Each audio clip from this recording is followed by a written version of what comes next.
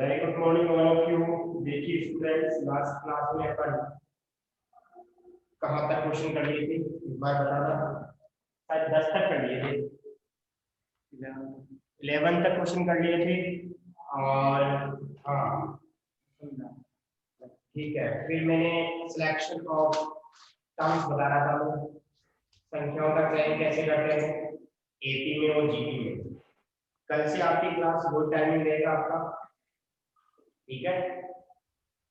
हाँ, 8:20 पे आपका वो टाइमिंग रहेगा, तो आप बिल्कुल एक्टिव रहिए 8:20 पे, जितना लाइव लिया करो उतना बढ़िया रहेगा। अब देखिए, अपन क्वेश्चंस की बात करें तो सिलेक्शन की बात कर रहे थे, कैसे सिलेक्शन होता है। जैसे सिंपल अपन एपी की बात कर रहे थे, एपी में तो जैसे मान लीजिए आपके पास फर्स्ट टर्म हो, दो टर्म हो, तीन हो, चार हो, पांच हो, एपी में कैसे सिलेक्ट करते हैं। एपी में करते हैं अपन ए माइनस बी ए प्लस बी, यहाँ पे ए माइनस बी ए माइनस बी ए प्लस बी ए प्लस बी।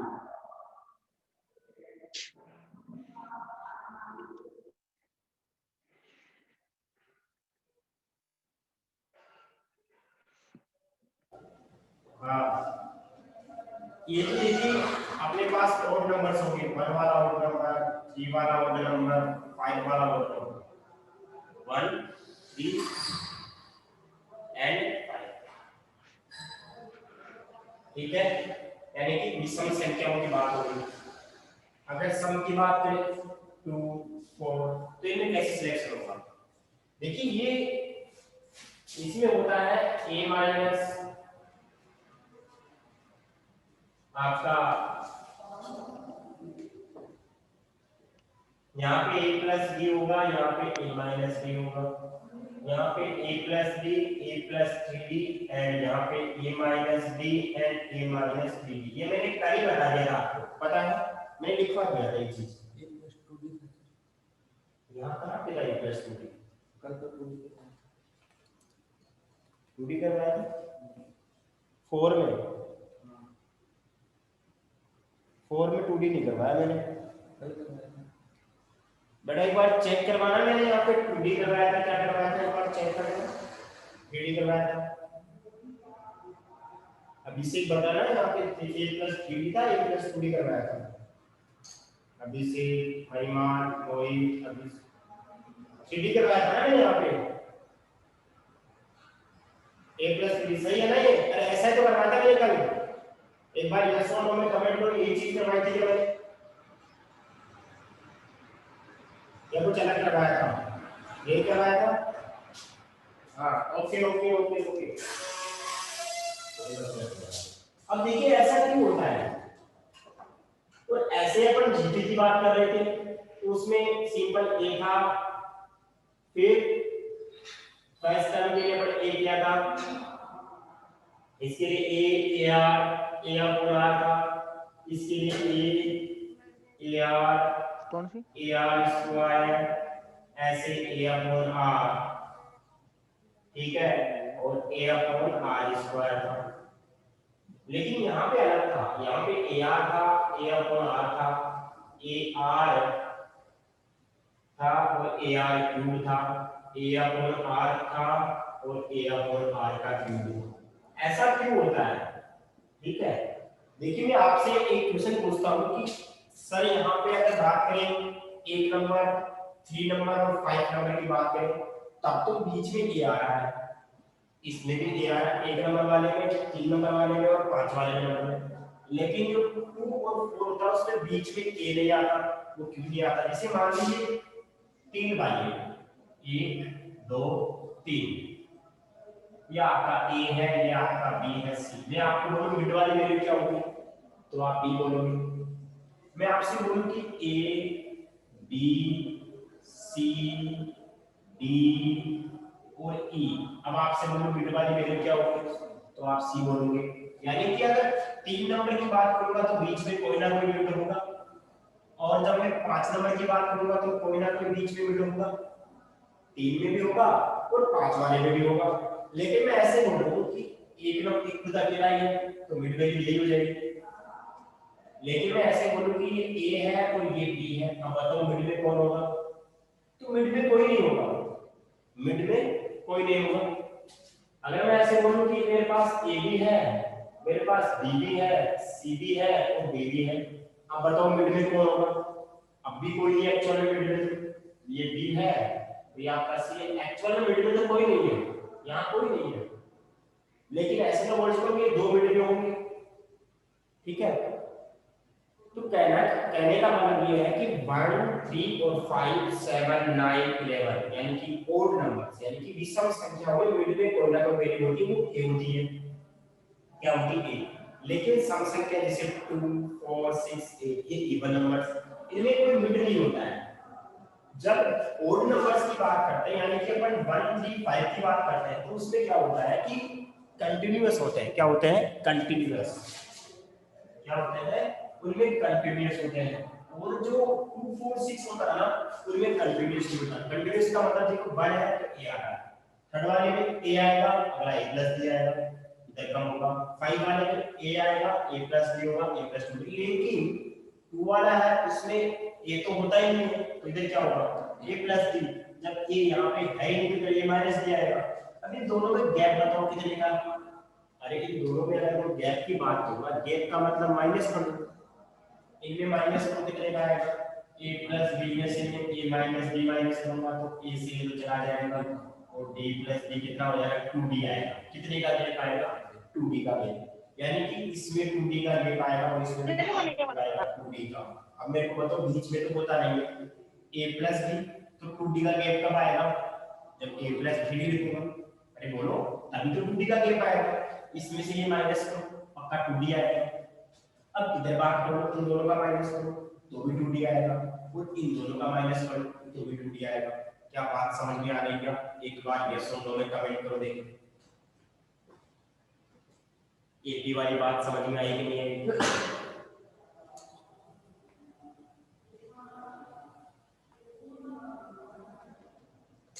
आ गई। नीतू यादव, मोहित, अभिषेक, नितिराज, सभी के समझ में आ गया। अब देखो, अब इधर वही कॉन्सेप्ट तो इधर पढ़ रहा है, इधर क्या हो जाएगा? देखो सिंपल, यहाँ पे ए है, यहाँ पे ए, यहाँ पे ए के आगे ए आ होगा तो इससे डिवाइड में होगा। इधर तो मल्टीप्लाई होता है, इधर डिवाइड होता है। इसमें आ जाओ, आगे मल्टीप्लाई, फिर मल्टीप्लाई, डिवाइड डिवाइड। लेकिन जब ये होगा तो इसमें बीच वाला ए नहीं आएगा। अब यहाँ पे जब ए नहीं आएगा तो ए आर, देखिए बीच ए के गायब हो जाएगा, ए आर स्क्वायर लेगा तो डायरेक्ट ए आर क्यूब आएगा। ऐसे यहाँ पे ए अपॉन आएगा तो ए अपॉन आर क्यूब आएगा। दो का गैप आएगा, कितने कितने का गैप आएगा? दो पावर्स का गैप आएगा। देखो यहाँ पे 2 पावर का गैप है, इन दोनों में 2 का है, बीच वाला है नहीं, इन दोनों में 2 का है क्योंकि r की पावर 1 है, r की पावर 3 है। समझ में आ गया होगा सभी के? अब आगे चलते हैं, ठीक है।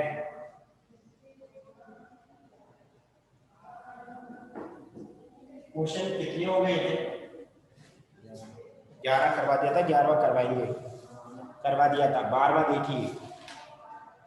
The sum of first 3 terms of GP is this, then product is this, find the common ratio of the terms। देखिए स्टूडेंट्स, आपका जो क्वेश्चन नंबर 12 है उस क्वेश्चन नंबर 12 की बात कर रहे हैं। अपने पास 3 टर्म्स है क्या? 3 टर्म्स, फर्स्ट 3 टर्म्स तो लेट कर लिया अपन ने, लेट 3 टर्म्स ऑफ जीपी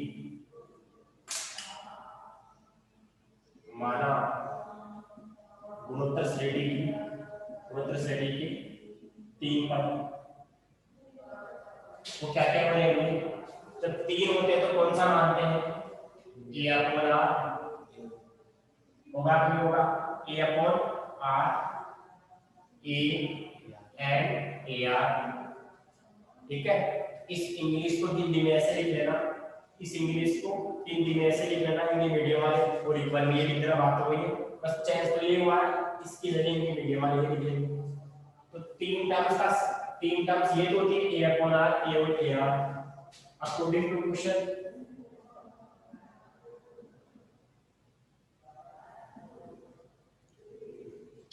प्रश्नानुसार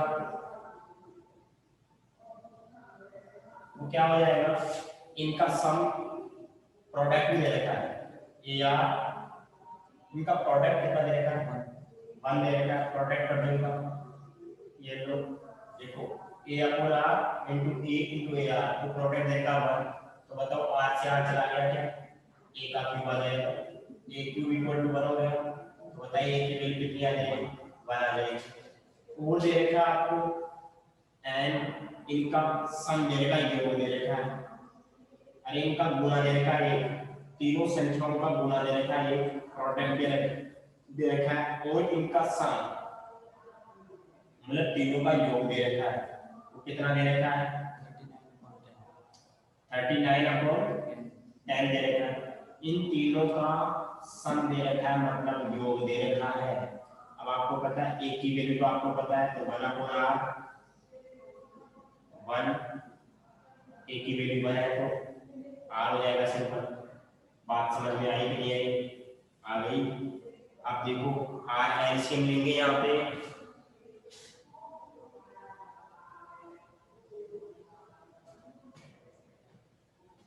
तो यहाँ पे देखिए r अपना एलसीएम लेंगे, तो यहाँ पे 1 प्लस r स्क्वायर 39 अपॉन 10 हो जाएगा।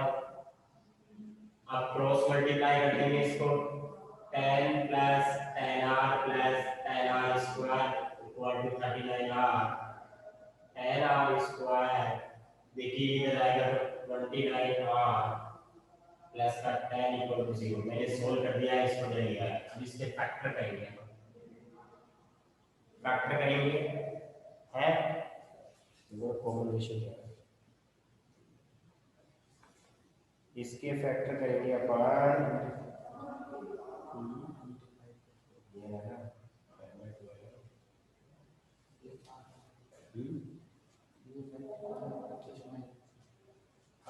अब देखिए इसके फैक्टर हो जाएंगे 25r माइनस का 4r, 25 और 4 29 हो गए, और इसको मल्टीप्लाई करेंगे तो 100 आ जाएगा, 100 हो गए इसके। अब इसमें 5r कॉमन आ रहा है तो 2 बचेगा यहाँ, तो 2r माइनस 5 माइनस 2 कॉमन ले लिया, 2r माइनस 5 इक्वल टू 0। अब बताओ क्या हो जाएगा, 2r minus 5 5r minus 2 equal to 0। यहाँ पे दो कंडीशन होगी, या तो ये 0 होगा नहीं होगा, if 2r minus 5 equal to 0, यदि अगर ये 0 है तो 2r की वैल्यू 5, r की वैल्यू 5 अपॉन 2 होगा नहीं होगा। if 5r minus 2 equal to 0, तो 5r इक्वल टू 2, r की वैल्यू 2/5 हो जाएगी। अब मेरे को ऐसे बताओ, रे कॉमन रेशियो आ गया, सार्ग अनुपात आ गया, r का मान 5/2 या 2/5। अब बताओ यहाँ से टर्म्स क्या क्या हो जाएगी, टर्म्स का मतलब पद क्या क्या हो जाएंगे, पहला था a अपॉन r, फिर था a, फिर था ar, होगा कि नहीं होगा। अब बताओ a की वैल्यू तो कितनी है 1 है, r की वैल्यू 5/2 रखोगे, नीचे 5/2 रखोगे, इस r की जगह 5/2 तो ऊपर की तरफ 2/5 होगा नहीं होगा, यहाँ पे 1 हो जाएगा और ये 5/2 आएगा। और जब आपने r की वैल्यू क्या रख दी, अगर r की वैल्यू आपने 2/5 रख दी, तो बताओ वो टर्म्स तो पूरी हुई, ar a and ar। a की वैल्यू 1 है, r की वैल्यू पहली आएगी 5/2 1 एंड 2/5। ऐसा कट गया क्या, कट गया तो मैं आगे लिख देता हूँ, क्या क्या हो जाएगी यहाँ से, एक हो जाएगी 5/2 1 एंड 2/5, ये भी कट गया, सारा ही कट गया। तो फिर क्या लिखेंगे इसको, यहाँ लिख देता हूँ मैं, कितना हो जाएगा 5/2 1 एंड 2/5। ठीक है, समझ में आ गया होगा सभी के। स्क्रीनशॉट ले लो इसका। तो ये भी आंसर हो सकता है, ये भी हो सकता है आंसर, ये भी हो सकता है, ये भी हो सकता है। क्या क्या पूछा था इसमें? एक तो टर्म्स पूछा था, एक कॉमन रेशियो, यानी कि एक तो सार का अनुपात पूछा था और एक पद पूछे थे, कौन कौन से पद होंगे, और वो आपके समझ में आ गया बढ़िया तरीके से।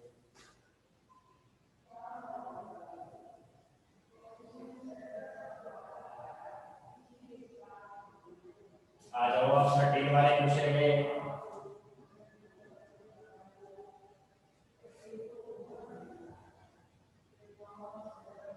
वाला क्वेश्चन क्या है?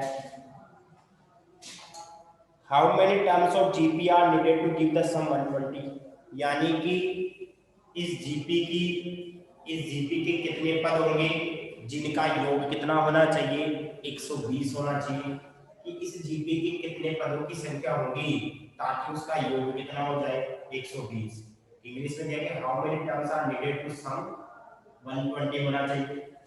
सिंपल 13 वाला क्वेश्चन है, अपने पास जीपी दे रखा है, बोलो जीपी 3 है क्या? पहले 3 का स्क्वायर, आगे अपन ने लेट कर दिया कि n टर्म्स है, let number of terms equal to n, यानी कि माना पदों की संख्या n है। आपको पता है Sn क्या होता है इसका? देखिए यहाँ पे अगर बात करें a की वैल्यू बोलिए क्या रहेगी? 3, r की वैल्यू क्या रहेगी? 3 का स्क्वायर अपॉन 3 रहेगी। तो Sn का फॉर्मूला आ जाएगा, बट वो वाला है ना, इसलिए r की वैल्यू 1 से बड़ी है, r माइनस 1। देखिए r की वैल्यू 1 से क्या है ना, बड़ी है। Sn का मतलब कितना हो जाएगा यहाँ पे? अगर बात करें Sn नहीं पता है, 120 दे रखा है, ये आपको पता है 3 है, ये भी 3 है और नीचे भी 3 माइनस 1 है। ठीक है, इसको सोल्व करेंगे अपन, तो 3 माइनस 1 कितना हो जाएगा? नीचे 2 हो जाएगा, होगा नहीं होगा?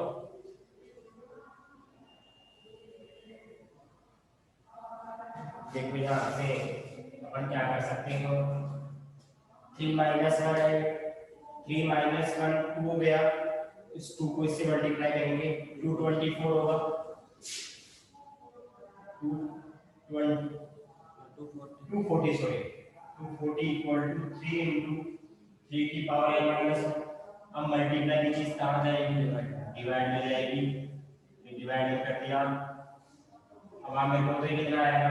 240 अपॉन 3 80 आएगा, और 1 हो जाएगा तो 1 हो जाएगा, ये 81 होगा, ये होगा 3 की पावर है 81 को 9 into 9 लिख सकता हूँ क्या? 81 को 9 into 9 लिख दिया, क्या इसको 3 का स्क्वायर लिख दूं? इसको 3 का स्क्वायर,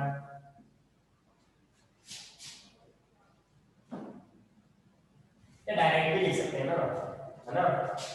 81 को 3 की पावर 4 लिख सकता हूँ, तो बताओ n की वैल्यू कितनी हो जाएगी यहाँ से? n इक्वल टू 4 आंसर आ गया। n इक्वल टू 4 क्यों आया? क्योंकि आपको पता है बेस सेम होता है, तो इक्वल में पावर भी क्या हो जाती है? इक्वल हो जाती है। बात समझ में आ गई होगी? n की वैल्यू 4, चलिए अगला क्वेश्चन है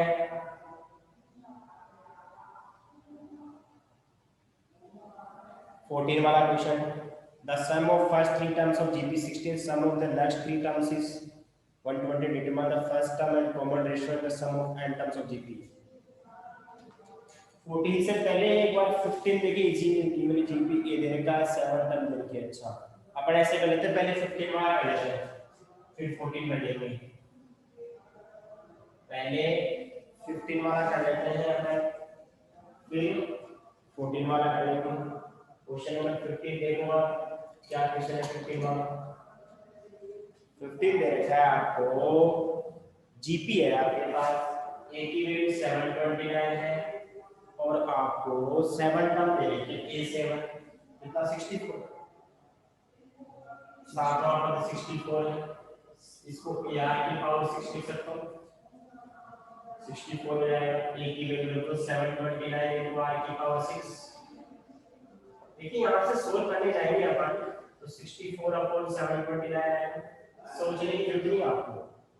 तो क्या होता है इसमें? इसमें होता है कि 2 हो जाएगा, ये 3 हो जाएगा और पूरे की पावर 6 हो जाएगी। चेक कर लो जैसे 2 की पावर 6 दिस है, 3 की पावर 6 दिस। बेस सेम है, सॉरी पावर इक्वल है। अब की बार उल्टा काम हो गया। अब की बार पावर सेम है, यानी कि यहाँ भी पावर 6 है, यहाँ भी पावर 6 है, यहाँ पावर 6 है, यहाँ पावर 6 है। r की वैल्यू कितनी आ जाएगी? 2/3 आ जाएगी। r will be 2/3। अब आपको क्या करना है? इसमें क्या फाइंड आउट करना है? आपको SL फाइंड आउट करना है। तो बताइए r की वैल्यू 1 से छोटी है 1 से बड़ी है? r इज 1 से छोटा, क्योंकि इसको सोल्व करो तो 0.666666 आएगा। यानी कि ये वैल्यू अगर आप इसको सोल्व करोगे तो 2/3 0.666 वो 1 से छोटा होगा। तो जो SL वाला फॉर्मूला आएगा वो कौन सा वाला आएगा? a * 1 - r की पावर वाला आएगा। तो 1 - r, ठीक है। तो यहाँ से अगर अपन बात करें तो S7 फाइंड आउट करना है क्या आपको? S7 फाइंड आउट करना है। S7 कितना आ जाएगा यहाँ से? a की वैल्यू कितनी? a की वैल्यू 729 1 - r अपने को 2/3 दे रखा है, 2/3 की पावर 7 और यहाँ से नीचे क्या हो जाएगा? 1 - 2/3। अब इसको सोल्व कर लोगे आप लोग? घर पे सोल्व तो कर ही सकते हो, नहीं कर सकते हो? कर सकते हो ना इसको तो सोल्व, ठीक है। सोल्व कर लेना इसको और इसका स्क्रीनशॉट ले लो आप लोग। जैसे आंसर बोल रहा है वैसे सोल्व कर लेना इसको, स्क्रीनशॉट ले लो इसका। खुशी समझ में आ रहा है? खुशी, चेतन समझ में आ रहा है सबके? अभिषेक, मिथु, डिगिराज, चेतन, धन सर।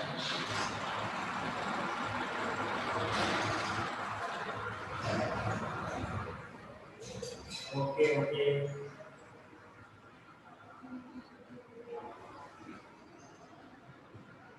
मोबाइल तेरे समझ में नहीं आ रहा है?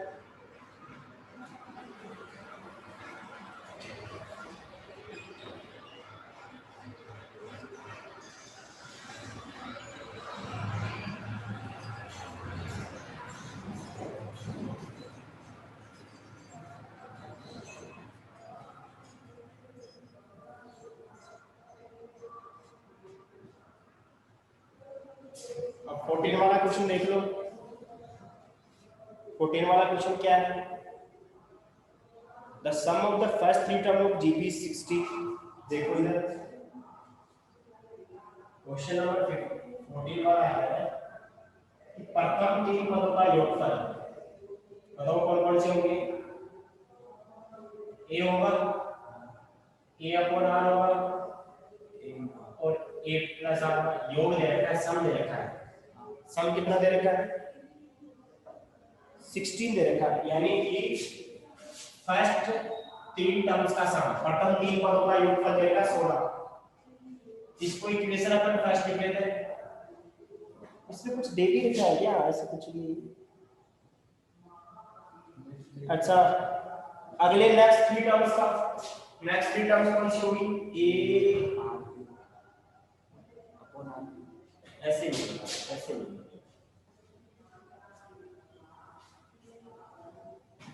इसमें फर्स्ट 3 टर्म्स बोला तो अपन क्या लिख करेंगे? पहली a होगी, अगली वाली ar होगी, अगली वाली ar² होगी, क्योंकि इसमें फर्स्ट 3 टर्म्स तो ये होगी। अगर वो 3 टर्म्स बोलता तो अपन क्या कर लेते? हाँ, ठीक है। ये कितना हो गया? ये कितना दे रखा आपको? 16 दे रखा है।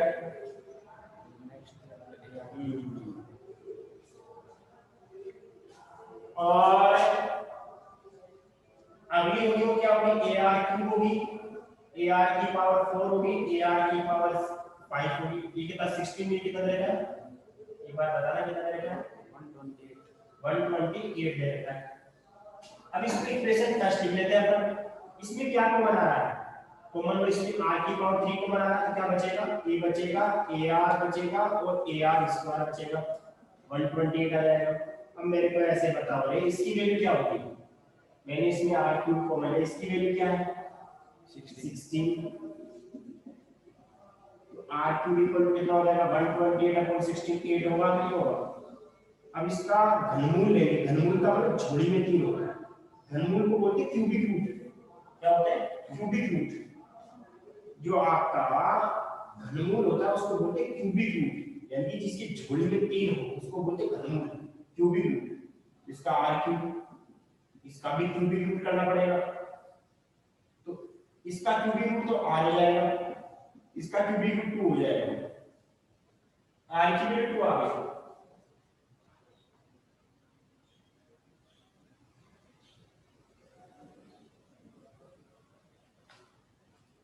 एक सेकंड रुकना रे,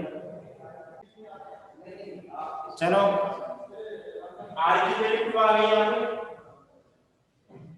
ये कैसे आया, a प्लस ar स्क्वायर, मैंने यही क्यों रखा, देखिए इसमें फर्स्ट टर्म पूछा थी, फर्स्ट 3 टर्म का सम, यानी कि प्रथम 3 पदों का योगफल। एक्चुअल में ऐसे बोलता है कि जीपी की 3 टर्म्स, यानी कि गुणोत्तर श्रेणी के 3 पद, तो अपन वो लिखते a ar a upon r, अगर वो ऐसे बोलता, लेकिन वो बोला प्रथम 3 यानी कि फर्स्ट 3, तो फर्स्ट 3 यहीं से स्टार्ट होता है, फर्स्ट 3 यहीं से स्टार्ट होता है, a प्लस ar स्क्वायर, ये क्या हो गया 16, नेक्स्ट 3 टर्म्स यानी कि अगले 3 पदों का योगफल, इसके आगे ये तो ये हो जाएगा। वैसे रखने को तो अपन a upon r plus a plus ar लिख सकते, लेकिन इसमें कैलकुलेशन कब बन सकती है, बात को समझ लो। तो यहाँ पे मैंने r क्यूब कॉमन ले लिया है, इसकी वैल्यू 16 आ गई, इसको डिवाइड करके r की वैल्यू 2 आ गई, और पूछा क्या आपने, अब आपको फर्स्ट टर्म पूछिए, तो आप क्या करेंगे r की वैल्यू इसमें रख देंगे, अरे r की वैल्यू इसमें रखेंगे तो a की वैल्यू आ जाएगी, और क्या पूछा है, प्रथम खुद पूछ लिया, और क्या पूछा है r आ गया, और n टर्म्स का सम चाहिए, r की वैल्यू 2 आ गई और n पदों का योगफल चाहिए। क्या इस क्वेश्चन को आगे कर सकते हो क्या, एक बार यस और नो में कमेंट करो, इस क्वेश्चन को आगे कर सकते हो क्या, अरे जो जो पूछा है वो कर सकते हो ना आगे, कर सकते हैं, ओके